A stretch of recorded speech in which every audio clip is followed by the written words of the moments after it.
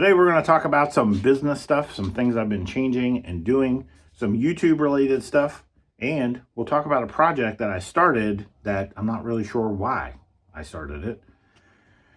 But now that it's begun, we've got to see it through. So let's get going. This Centurion, come on. I've been watching all kind of reviews on this, and this thing has been making some noise. So if you've been watching reviews too, kind of jump in the comments and let me know what you've seen and what your first impressions of this printer are. I've had the opportunity to watch several reviews and get a lot of feedback from people. The tinted glass on the machine definitely seems to be a point of contention with people. I don't know, is the bamboo is tinted, but not, I don't think as much. I'm not sure. But that seems to be a point of contention, but I don't know necessarily that it's that as much as the light. It seems like a lot of people are complaining about the light. That is something they definitely should address moving forward. Probably maybe some LED strips in there to, light up that chamber a little bit better. A lot of people complain about that. I do see some complaints of the video quality on the camera. Now, again, these are two aspects for a commercial printer that they probably don't care about. So as far as that's concerned, I did mention in previous videos that it doesn't have multicolor, and I realize they are working on multicolor. But again, this printer has been in the works for a very long time. Why not just hold it back a little bit longer and make sure that your multicolor system is ready? So many people really are reporting on this printer very positively, and that multicolor would have been amazing right out of the box. I mean, talk about jumping out of the bushes and stabbing bamboo in the neck. That would have really did it. I think a lot of people can kind of dismiss the Centurion because of the lack of multicolor. I feel like they should have just waited on that. They've already been, a year or a year and a half or something like that. This printer has been in development. So why not just wait a little bit longer until the multicolor is available? Now, all that being said, I've actually seen comments on my channel from people that are like, I'm just sticking with bamboo. And I can't say I blame you. Now, this may be a really great printer, but it's unproven. And the Bamboo's line is very proven, even if it's more money. I can understand that completely. And for some of you, you may say, well, that doesn't make sense. If it's a good printer and it's cheaper, why wouldn't you just buy the cheaper printer? Well, understand there's this thing called ecosystem. And once you're in an ecosystem, sometimes it's really hard to get users out of it, even if you're tempting them with saving money. Just the loading of the filament on the Elegoo machine is a little different than loading the filament in a bamboo machine. And these are little small things that people are not going to like. They don't like how you have to load the filament in the Centurion. Now, one of the greatest examples of that we can say is with Prusa and the Prusa machines. The Core 1 comes out and these guys are head over heels about this machine. Even though I've seen a head-to-head print between the Centurion, the X1C, and the Prusa Core 1, and the Prusa Core 1 was substantially slower than the other two printers. Doesn't matter. These people are in this ecosystem and they don't care. Now, even though the enclosed multicolor system isn't available for the Prusa Core 1, I did see on Printables that someone in their community came out with a version of it. And now, so incorporating the MMU3 and an enclosure from this particular user on Printables, you can create what is essentially an AMS. It essentially makes the printer as tall as NFL Sun. Like, seriously. I was like, wow, whoa, what the... The Core 1 is already taller than the X1C, and this addition that adds multicolor, whoa, makes it very large if you're putting it on top, obviously. So, but if you haven't checked that out, if you are a Prusa fan and you want to see that, go on Printables. I can't remember what it's called. What is that thing called? You'll find it. It's one of the most popular things right now. So, but it gives you that enclosed multicolor system for the Prusa Core 1. Now, those of us that are fans of bamboo, we are like, where you at? Like, where's the printer? Let's go. Release it. Let's go. Let's see it. It's going to be more expensive. There's no doubt about it. It's going to be more expensive than the X1C. And in the face of these cheaper, like more affordable printers, I think it's Bambu's reputation that's going to carry them through. So it doesn't matter if it's more expensive. Hey, same version. We're talking about the Prusa Core 1. Extremely expensive. Slower than all those other printers. Those people that are Prusa fans don't care. And I imagine the people that are Bambu fans will also not care. They're going to purchase this brand new Bambu printer regardless if it costs more than what's being available on the market right now. I think you're going to see a lot more commercial printer people exploring this Elegoo printer, but I think you're probably not going to see a bunch of people walk away from Bambu if they're part of the ecosystem, or maybe temporarily walk away from the ecosystem, but then realize what it's like out there in Clipper world and decide to come back to Bambu. I realize I'm going to have to do a lot of post on this video because I get deep into these conversations and these are things I'd like to talk about, but I realize that I can't make a 35-minute video because people are never going to make it. They're not going to make it, so it just is what it is. So let's talk a little bit about YouTube and things I'm changing as far as YouTube, or what I'm doing as far as YouTube, and things I'm doing as far as business. So we'll start with the business aspect of it. One of the things that I have not been doing, because I want to concentrate on one platform at a time, I haven't really been messing with Instagram or TikTok or any of those things. I've just been concentrating with here on YouTube.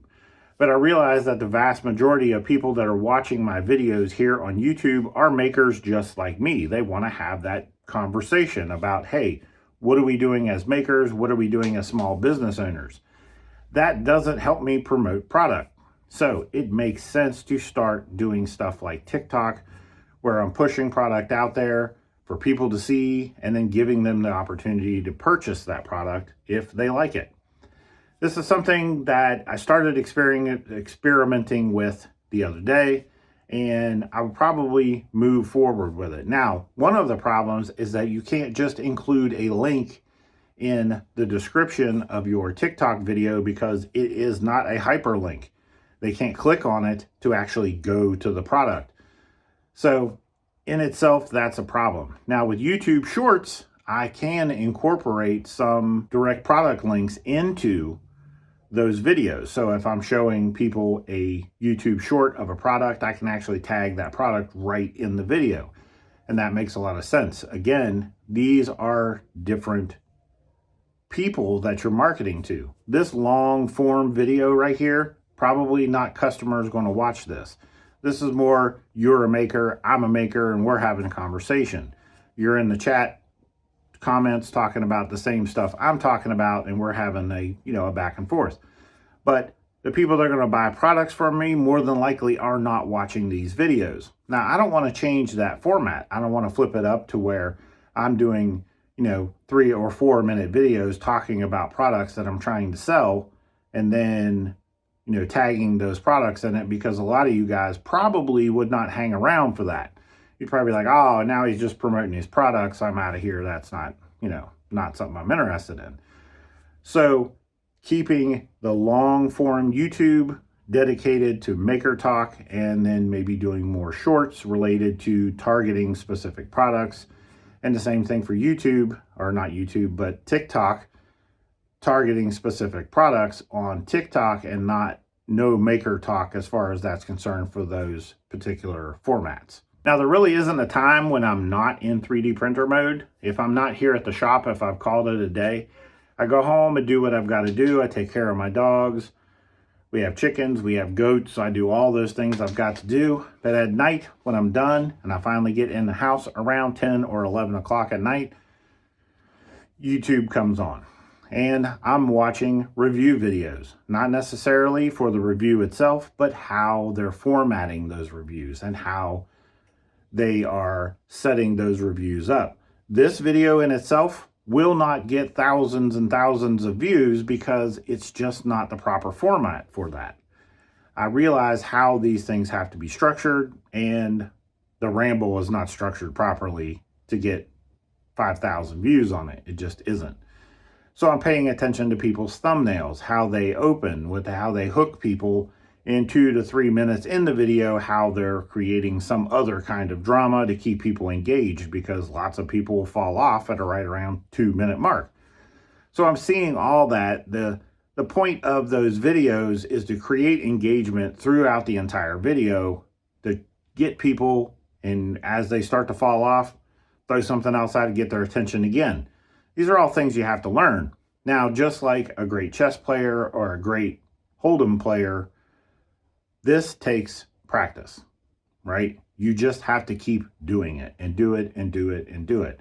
I've taken some time to look at some very well-established YouTubers and go way back in their videos to see their first videos, and they were terrible.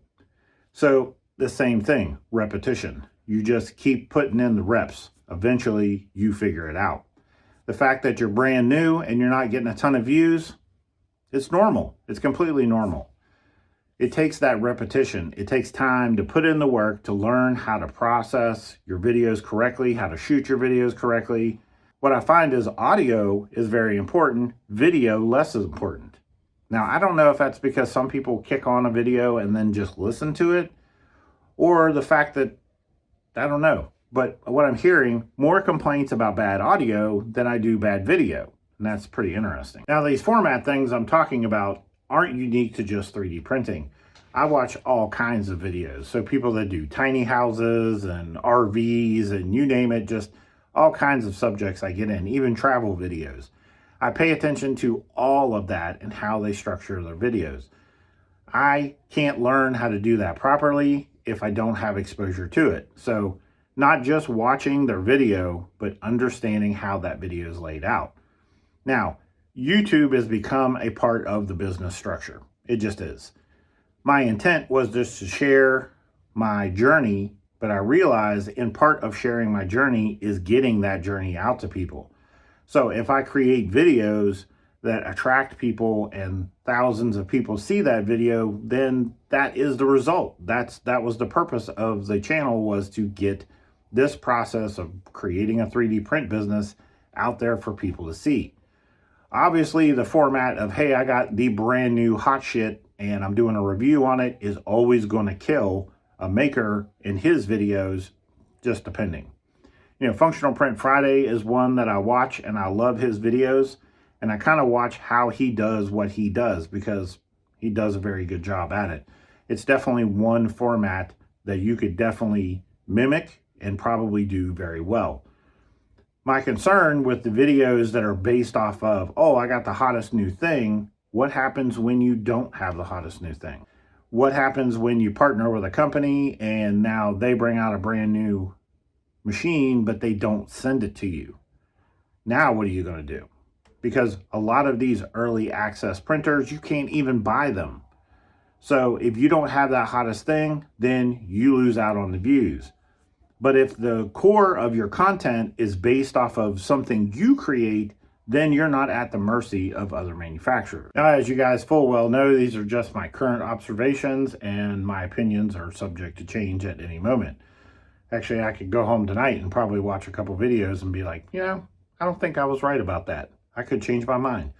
That's just how it is. Understand, I am in the infancy of what is a YouTube channel. I'm in the infancy of what is a 3D print business. And trying to address both of those things at the same time is a bit of a challenge. Understanding how to do things properly in a 3D print business by watching people that are influencing me and moving forward in that, and at the same time trying to adjust for YouTube format to actually gain an audience. I haven't been doing this very long. As a matter of fact, the YouTube and the 3D print business are all about the same age. I started very early. So in reality, what is it? 3 months, I think? I think maybe 3 months. Now, a lot of people have probably got farther along than me. And I've seen people switch up their format for the sake of views and it actually work. But I'm not interested in switching up my format. What I do is what I want to keep doing. I just need to format it properly so it attracts the right people. All right, guys. Well, I could get into some more business stuff, but we've already run a little bit long. So we're going to call it a day for the Sunday Ramble. I appreciate you tuning in. And if you would, hit those comments and let me know your thoughts. Chime in on any one of these subjects. I'd love to hear from you. If you haven't subscribed yet, please hit that subscribe button. That way next week when I post another video or during the week when I post my regular videos, you'll get notification of those. All right, guys. Later.